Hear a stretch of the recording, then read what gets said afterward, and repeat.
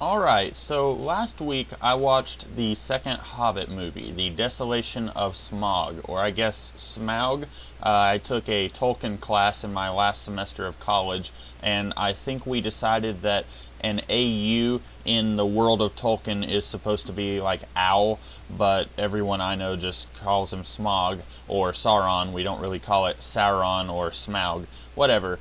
I watched the second Hobbit movie, and I watched the first one, I guess it was after I had started doing videos on YouTube, and I didn't do a review of it, mostly because, for a couple of reasons. One, I am not a Tolkien fan. It's not that I dislike Tolkien, although I definitely think that all of the stories that I've seen from the world of Tolkien, from the mind of Tolkien, I do think that these stories are severely overrated. I think a lot of people really hype them up as being all that in a bag of chips, and really, they're good fantasy stories, but they're not the greatest stories of the last century. I definitely don't think that they deserve all of the hype that they got. And I think that might be part of the reason why I skipped doing a video on the first movie.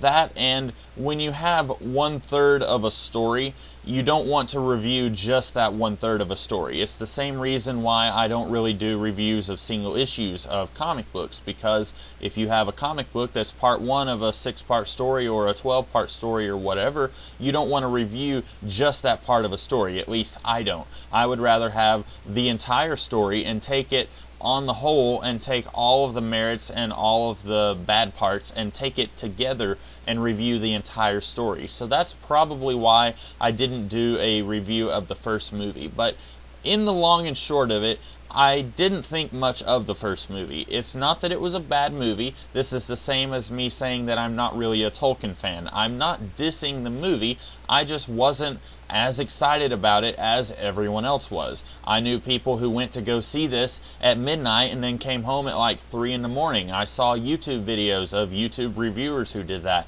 and I was never that excited about this movie. I waited to see it on DVD, and even after watching the movie, I still thought, okay, that was alright, but I really didn't come away from it really excited for it. This is not a world or a franchise that I think I will ever be super excited for. I think best case scenario, you could say these are really good movies. They're good fantasy stories, but they're not the greatest movies of all time. These are not instant classics like some people like to think. And then I watched the second movie last week, and this is where my anger rises up. For one thing, it is inexcusable that this story, the story of The Hobbit, is being done in 3 movies. We've known for quite some time that this was going to be how they did it, but I'm still upset that this is how they are doing it. If you look at The Lord of the Rings, each of the 3 Lord of the Rings novels were about 300 pages each.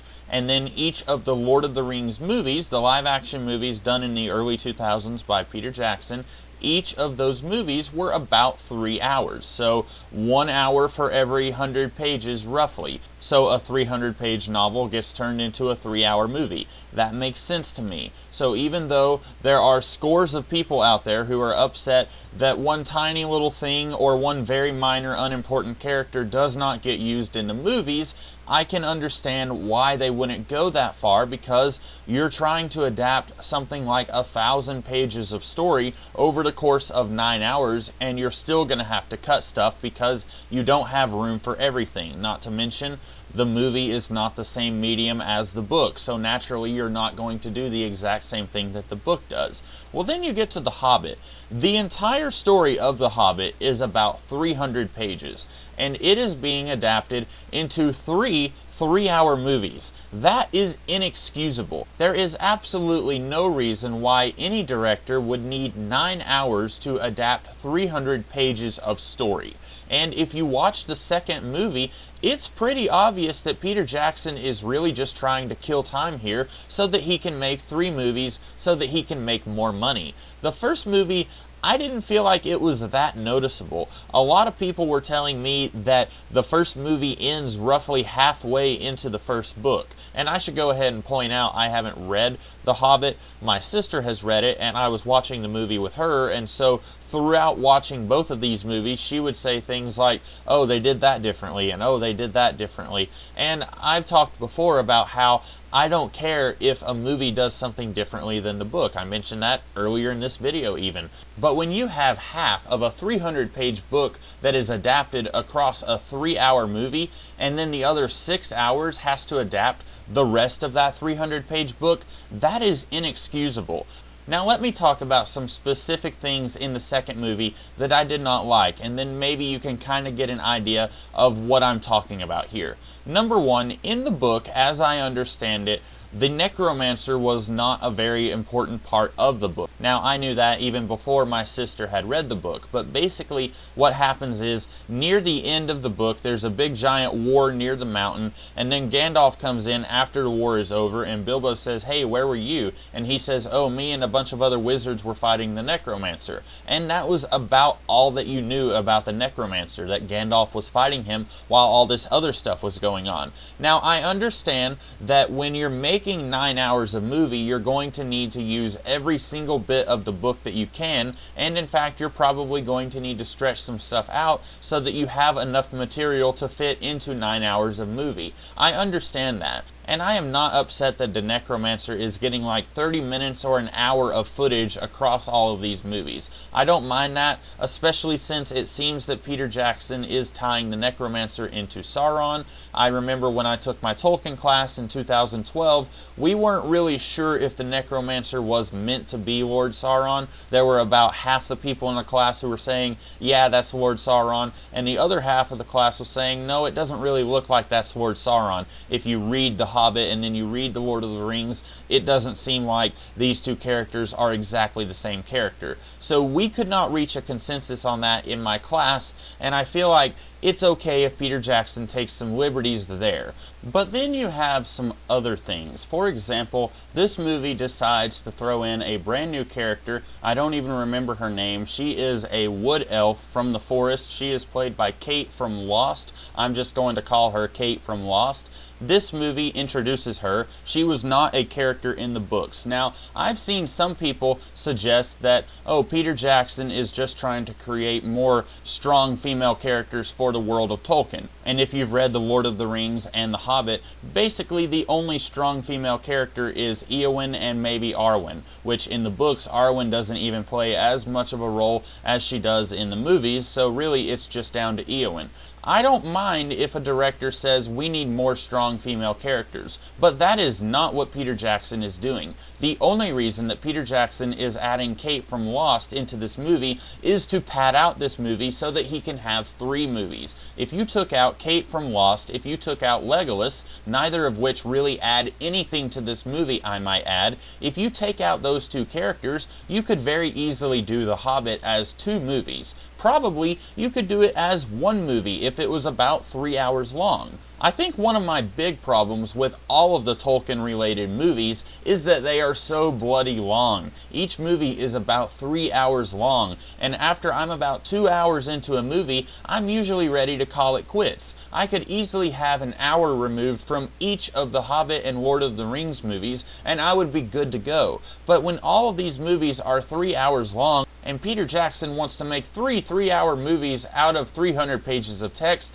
that is inexcusable. Especially when I was watching the second movie, it was so apparent to me that about 2/3 of this movie was just stretched out and fluff so that he could have an extra movie. I already mentioned Kate from Lost and Legolas. Those guys really don't serve any purpose in this movie. The only thing that Kate is here to do is be a love triangle between Legolas and Killy from the dwarves.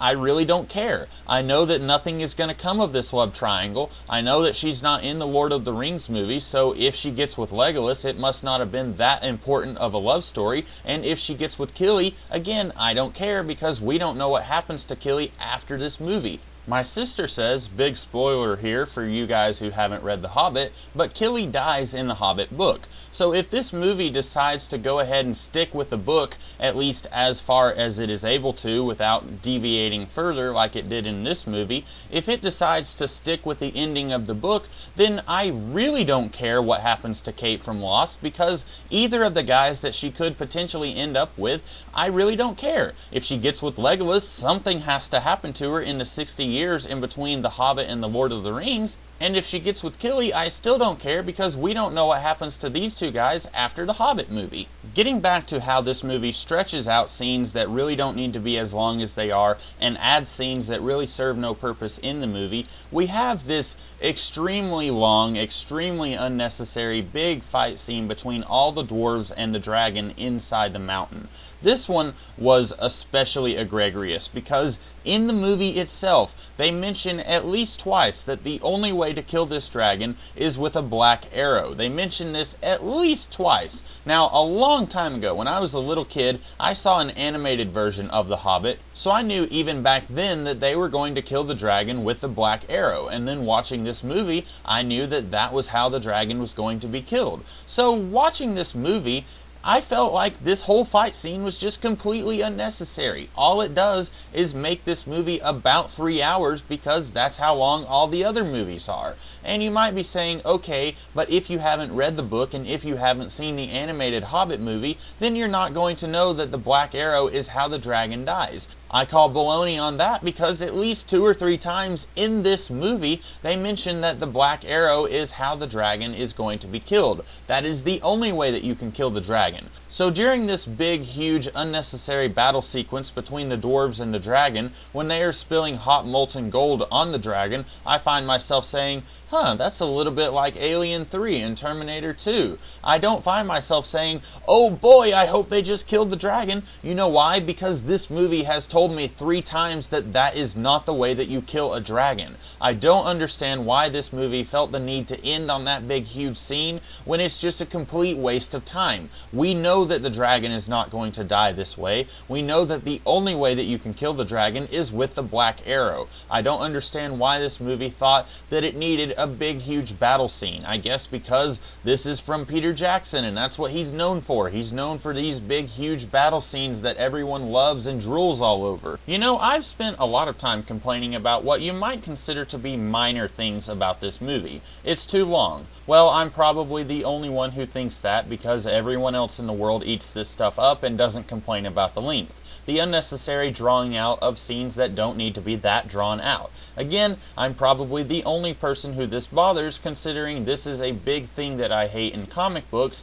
and it doesn't seem to bother other comic book readers like it does me. So if the non-comic book reading masses who watch The Hobbit are anything like those people, then it probably doesn't bother them either. And adding of scenes that serve no purpose in the movie. This one actually probably does bother some people, but not for the reason that it bothers me. I am by no means a purist. I don't care if Kate from Lost and Legolas weren't in the Hobbit book and are in the movie. That's the big reason that other people are complaining about their inclusion in the movie. But since I have never read the book, that's not why I'm mad. I'm mad because Peter Jackson doesn't give me a reason to accept them as being part of this movie. What does Legolas do in the movie? Not a whole lot of anything. He insults some dwarves, shares bedroom eyes with Kate, and he argues with his father. Definitely not worth putting him in the movie. What does Kate do? Shares bedroom eyes with not Sawyer and not Jack, hunts some dwarves, and heals not Sawyer, which one of the other dwarves was just about to do anyway. This is why I am upset that these people are in the movie, because they're just here to fluff out this already pretty fluffy movie.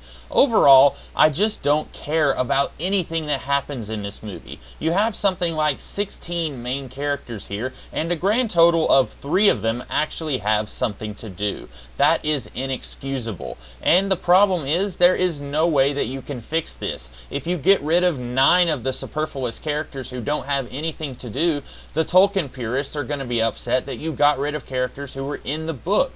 And if you give them all something to do, the Tolkien purists are again going to be upset that you changed the way the book was, because the book did not give those characters something to do. This is a huge problem, and in a lot of ways, it reminds me of comic book movies where sometimes the movie feels the need to throw something in there because it was in there in the comic books, when in reality it does not make any sense to include it in the movie. The same is true here. We've got a lot of stuff here that the only reason it is here is because it was in the original Tolkien text, even if it makes no sense at all. And then you've got a lot of stuff that wasn't in the original Tolkien text, and it makes even less sense because it doesn't feel like Peter Jackson has really put any thought into making these movies. I think the big problem that I have with all of the Lord of the Rings movies is that we as an audience have had like 70 years to dissect and analyze the Lord of the Rings books and the Hobbit book. We do not need to change stuff just arbitrarily because we need a third movie. If you're going to change something, it needs to be something that makes a lot of sense, and you need to really put some thought into what you're about to change because, hey, we've had this book here for 70 years, and if it's just something that you're just going to throw in there at the last minute, chances are it's not going to hold up in the same way that this 70-year-old book is going to hold up. Overall, I think it's pretty easy to tell how I feel about these movies. I'm probably not even going to watch the third movie. I'm sure everyone else I know will watch it, and then there will even be people who ask me, why aren't you watching that movie? It's because I didn't care about this movie, and I really didn't care about the first movie. But I like the first movie better than the second movie, so if I watched the third movie, I would probably hate it even more than I did the second movie. So I'm washing my hands of all this nonsense. I'm sick and tired of this world. I'm sick and tired of people acting like these movies are better than what they really are. In reality, I'm just sick of the whole thing. So I will be back tomorrow to do another video on something that is not related to J.R.R.R.R. Tolkien. So if you guys are interested in what I have to say tomorrow, come back then to see what I do a video on. And if you liked this video, be sure to like, share, comment, and subscribe. And if you did not like this video, please leave feedback in the comments below. Tell me what you did not like so that I can try and change the things that you didn't like so that I can improve my channel in the future. And that's about all I have to say. I hope you guys enjoyed this video, and if you did, be back tomorrow and throughout the rest of this week to see other videos that I will be doing. Until then, I'll see you guys later. Have a great day.